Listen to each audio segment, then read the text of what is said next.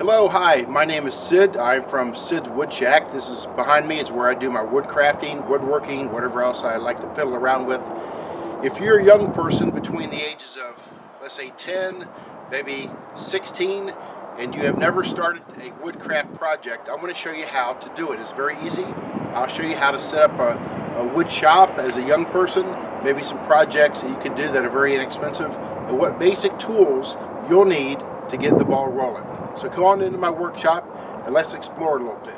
So let's begin with safety equipment. That's the first thing in your list. If I was going to help a young person set up a woodcraft or woodworking shop area, I would first of all advise him to get some safety glasses. Here you go.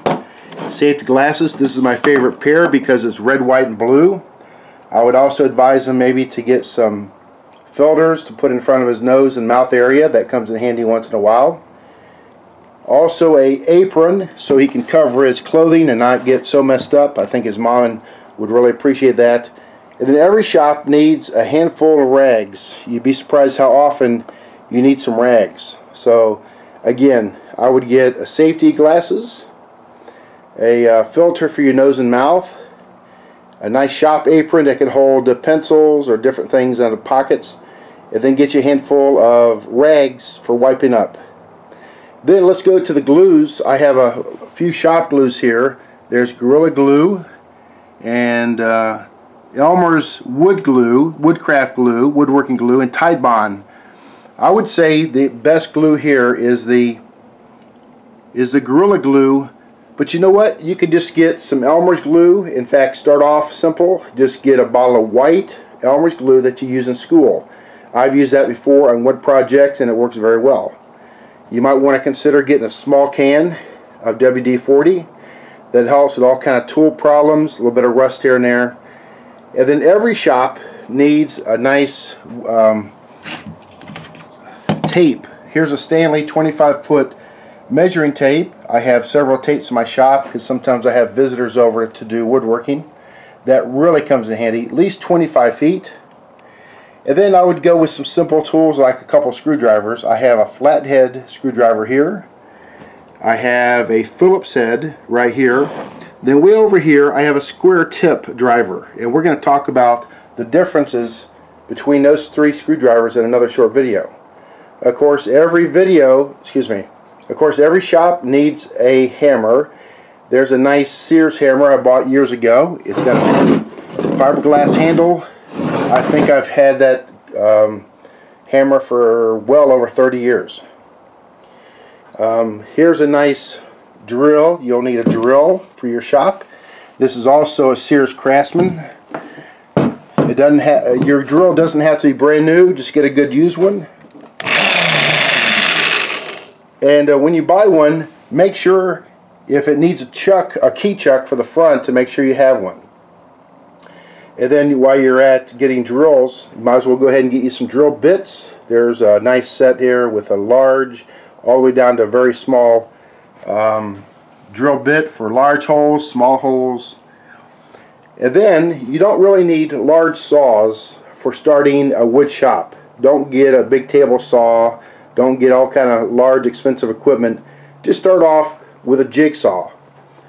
This jigsaw here is what I started out with, and you can do straight cuts, curved cuts, and it's very simple, very easy. And again, just here's a pack of blades for it, and just put the blade in here and turn this on. Let's see. And you can see that's really going to cut. In fact, there's another Sears Craftsman. And I understand Sears is going to go out of business, so you might want to grab one of those fast. Or wait till they're on the internet somewhere. And then make sure you have a nice jigsaw blade set. There's about 10 or 12. Let's see, some are from metal, some are from wood. The ones from metal have closer teeth and more teeth per square inch. So you can tell the difference, but I got a set of wood and metal from the Bosch company. Okay? And then of course, when you can, try to get you some lumber. I've got some lumber racks I set up. I've got kind of like a lot of lumber. On that top shelf there, I have some some fence slats that I bought over at, I think it was Lowe's. You could buy them at Lowe's, Home Depot, or most any kind of a lumber company. These things are 6 feet tall. They're about 5 inches wide. They're treated, and believe it or not, they're less than $2 a piece. Go buy 5 to 10 of those, and that'll give you enough woodworking to last you for many, many, many days.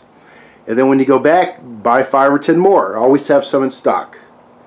And then of course, if I was going to be a young person to set up a wood shop, I would get at least 1 or 2 different kind of stains. Here's my stain area. I've got quite a few stains. But to get you some oak stain, maybe some black walnut stain, and maybe some stain that has polyurethane in it, so it like protects it from the water elements. There's a red mahogany Minwax stain. And Minwax is a brand name. I like Minwax. You can see a lot of Minwax products. And then you might want to consider getting a little bit of polyurethane for other projects. Anyway, that's all I would encourage you to get. Let's look back over the table. It doesn't take much, and I would say for well under $100, or at least $125, you could put together your own wood shop. Take care, and may all your wood be true. Take care. Bye.